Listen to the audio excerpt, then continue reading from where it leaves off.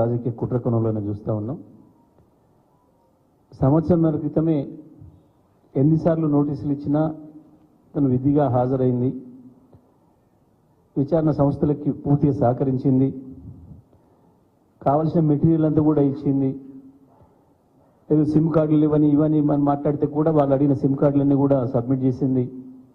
ఆ రోజే స్పష్టంగా ఈమె నిందితురాలు కాదు అనుకున్నాం, కానీ ఈమె సాక్ష్యానికి ఉపయోగపడుతుంది అని చెప్పి పంపించిన వాళ్ళు సంవత్సరంన్నర తర్వాత ఇవాళ హడావుడిగా అరెస్ట్ చేయడం అని అంటే, మోసపూరితమైన అరెస్ట్ చేయడం అంటే, ఢిల్లీ నుంచి వచ్చేటప్పుడే కవిత గారికి కూడా కావాల్సిన టికెట్లు బుక్ చేసుకొని వచ్చినప్పుడేమో మొదలు సెర్చ్ చేస్తూ ఉన్నాం, ఏదైనా మెటీరియల్ ఉందని చూసిపోతామని చెప్పి, మేము ఇంకొక 20 నిమిషాల్లో వెళ్ళిపోతున్నామని చెప్పి, ఆ తర్వాత మాకు ఉన్నతాధికారుల నుంచి ఆదేశాలు వచ్చినాయి, మేము అరెస్ట్ చేయాల్సిందే అని చెప్పి దౌర్జన్యంగా తీసుకుపోవడం అనేది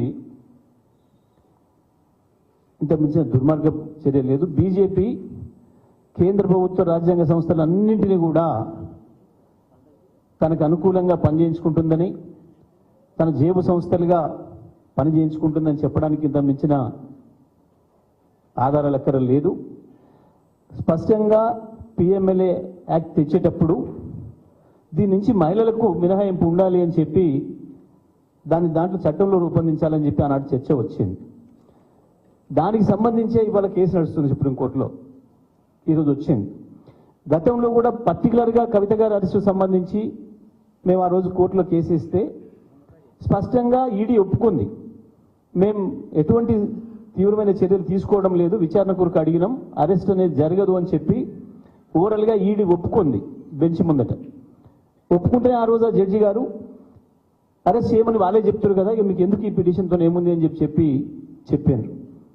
ఇవాళ దాన్ని కూడా తుంగలో తొక్కి, వాళ్ళన్న మాటనే వాళ్ళు తుంగలో తొక్కి ఇవాళ మళ్ళీ వచ్చి అక్రమంగా అరెస్ట్ చేసి తీసుకుపోవడం అనేది బీజేపీ ఈ దేశంలో రాజకీయ ప్రత్యర్థుల్ని లొంగ తీసుకోవడం కొరకు, రాజకీయ ప్రత్యర్థుల్ని దెబ్బతీయడం కొరకు, ఎన్నికల్లో లబ్ధి పొందడం కొరకు మాత్రమే ఇటువంటి అన్ని కూడా చేస్తూ ఉందన్న విషయం మనకు స్పష్టంగా కనబడుతుంది. ఈ 10 ఏళ్లలో వివిధ రాష్ట్రాలలో కూడా వివిధ ప్రతిపక్ష పార్టీలపైన ఏ రకంగా ఇటువంటి అన్ని ఉపయోగిస్తుందో, ప్రతిపక్ష పార్టీల వాళ్ళకు నోటీసులు ఇవ్వడం, వాళ్ళు బీజేపీలో చేరగానే ఆ కేసుల్ని క్లోజ్ చేయడం అనేది ఇప్పటికి 100లు మనం చూసినాం. అదే పద్ధతిలో బీఆర్ఎస్ని లొంగ తీసుకోవాలి, కేసీఆర్ గారిని లొంగ తీసుకోవాలన్న ప్రయత్నాలు చేసిండ్రు. కానీ ఈ దేశంలో కేసీఆర్ గారు ఒక్కరు నిలబడిండు ఎదురు. ఇప్పుడు ఇంకా మిగతా వాళ్ళు కూడా ఎదురు నిలబడ్డ వాళ్ళపైన ఎట్లయితే చేస్తున్నారో దుర్మార్గాలు, దౌర్జన్యాలు, అదే పద్ధతుల్లో ఇవాళ మా పైన కూడా చేసినారు తప్ప కవిత గారు తప్పకుండా నిర్దోషిగా తిరిగి బయటకు వస్తారు, అందులో సందేహం ఏం లేదు. సాక్ష్యాలు లేవు అని చెప్పి, ఎటువంటి సాక్ష్యాలు లేవు, వీరికి వ్యతిరేకంగా ఈమె సాక్ష్యంగా ఉపయోగపడుతుందని చెప్పిన వాళ్ళు ఇవాళ ఈమెనే అక్యూజ్డ్ అని చెప్పి తీసుకుపోవడం అంటే 100% ఇది రాజకీయంగా వాడుకోవడం కొరకు, రాజకీయంగా మమ్మల్ని ఇబ్బంది పెట్టడం కొరకు, వాళ్ళు ప్రయోజనం పొందడం కొరకు చేసిన దుర్మార్గమైన చర్య తప్ప ఇంకోటి కాదు.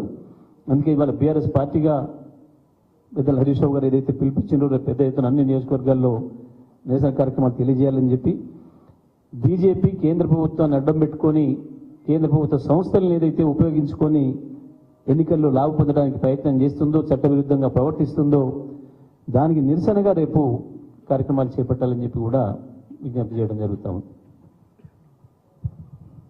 Thank you brother.